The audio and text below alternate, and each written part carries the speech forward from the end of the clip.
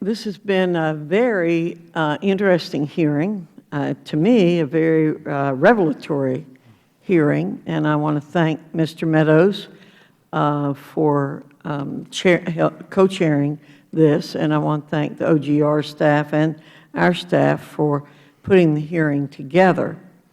There were a couple of things that have come up here that I think are important to point out. One is the issue of complexity.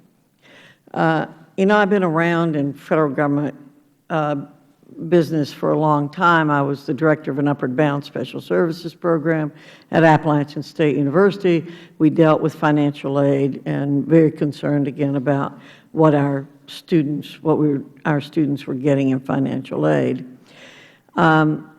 When we talk today about FSA's management of our broken financial aid system, I think it's important to remember that in 1990 there was only one forbearance option and 2 repayment plans. In 2015, we have 13 forbearance options, 15 repayment plans, and 8 all-new forgiveness programs. It's clear, and Mr. Runcie, this is one area you and I agree on. You mentioned you have tremendous complexity to deal with.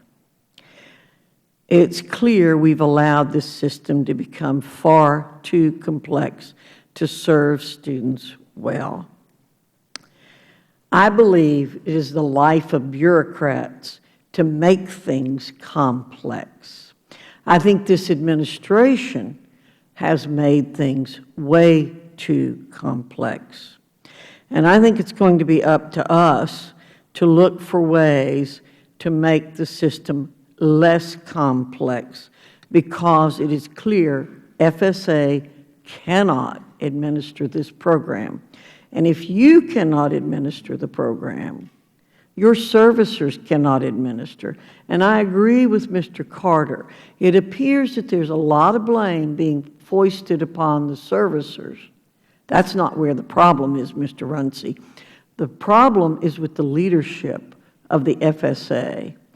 If you gave clear guidelines to the servicers, if you did things in a timely fashion, we would not have this problem.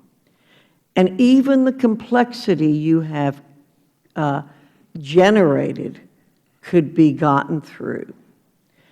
And there's no benefit to the servicers to not explain things fully to students. I've inquired about that. The only problem is they don't have the guidance from you to be able to do it. And it's so complex, even financial aid administrators don't understand it. That's not the way it should be. It's not the way it should be.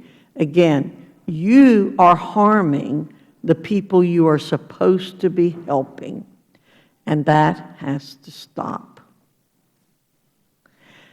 Again, I thank all of you for being here today. I thank you for revealing a lot of things that I think will be useful to us as we look to the reauthorization of the HEA. And I appreciate the time that you've given us. This hearing is adjourned.